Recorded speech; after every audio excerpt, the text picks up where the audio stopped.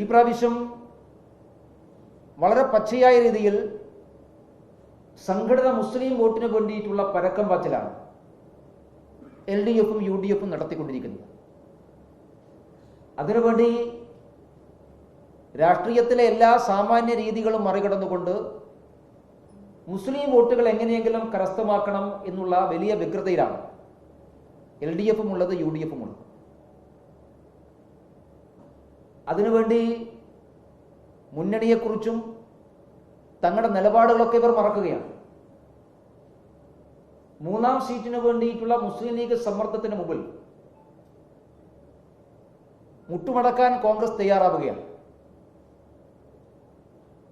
എങ്ങനെയാണ് മുസ്ലിം ലീഗ് പോലെയുള്ള ഒരു രാഷ്ട്രീയ പാർട്ടി, മുസ്ലിം സംഘടിത ശക്തിയുടെ പാർട്ടി, മുസ്ലിം ലീഗിനെ ഒരു രാഷ്ട്രീയ പാർട്ടി എന്ന രീതിയിൽ മാത്രമല്ലല്ലോ വിളിക്കേണ്ടത്, അത് കേരളത്തിലെ മുസ്ലിം വോട്ട് ബാങ്കിന്റെ ഒരു പ്രകടമായിട്ടുള്ള രൂപമാണ്. ആ മുസ്ലിം സാമുദായിക സംഘടിത ശക്തിക്ക് മുമ്പിൽ കോൺഗ്രസ് മുട്ടുമടക്കുന്നു എന്നുള്ളതാണ് കഴിഞ്ഞ ദിവസങ്ങളിൽ ഉണ്ടായിട്ടുള്ള ചർച്ച. മുസ്ലിം ലീഗ് മൂന്നാമതൊരു സീറ്റ് വേണമെന്ന് പറഞ്ഞപ്പോൾ ആ അവകാശവാദത്തെ കോൺഗ്രസ് നേതാക്കന്മാരെല്ലാവരും അംഗീകരിക്കുകയാണ്. ആകെ കോൺഗ്രസ് നേതാക്കന്മാർക്കുള്ള പ്രശ്നം ഏത് സീറ്റ് കൊടുക്കുമെന്നുള്ളതിനെ കുറിച്ച് മാത്രമേ ഉള്ളൂ.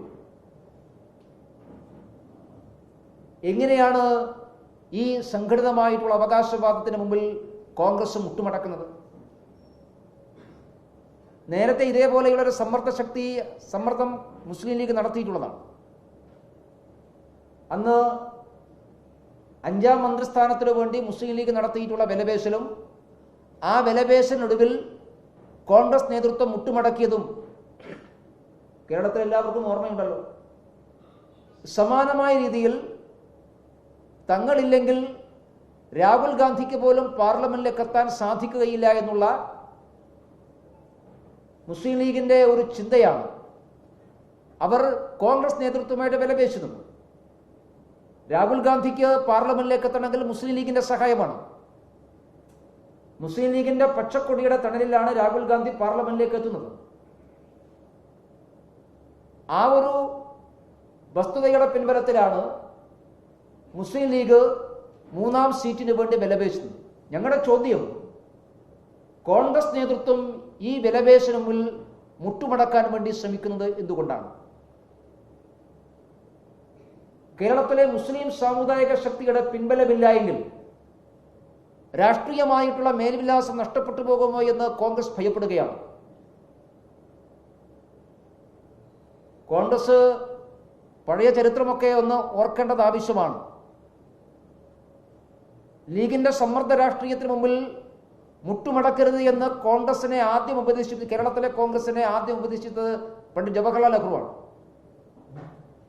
ലീഗിനെ ചത്തകുതിര എന്നാണ് നെഹ്റു വിശേഷിപ്പിച്ചത്.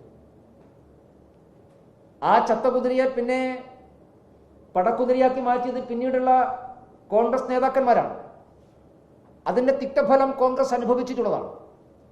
അതുകൊണ്ടാണ് പിന്നീട് ശ്രീമാൻ AK ആന്റണിക്ക് തുറന്നു പറയേണ്ടി വന്നിട്ടുള്ളത്, സംഘടിതമായിട്ടുള്ള ഈ ശക്തിക്ക് മുമ്പിൽ മുട്ടുമടക്കേണ്ടി വരുന്ന സാഹചര്യം ഉണ്ടാകുന്നു, അത് കേരളത്തിലെ സാമുദായിക സന്തുലിതാവസ്ഥ അപകടപ്പെടുത്തുന്നതാണ് എന്ന് ആന്റണിയെ പോലെയുള്ള ഒരു മുതിർന്ന കോൺഗ്രസ് നേതാവിന്, അന്ന് അദ്ദേഹം മുഖ്യമന്ത്രിയായിരുന്നു, അദ്ദേഹത്തിന് തുറന്ന് സമ്മതിക്കേണ്ടി വന്നിട്ടുള്ളത് ലീഗിന്റെ സാമുദായിക രാഷ്ട്രീയത്തിന് മുമ്പിൽ കോൺഗ്രസ് നേതൃത്വം മുട്ടുമടക്കുകയാണ് എന്നതുകൊണ്ടാണ്.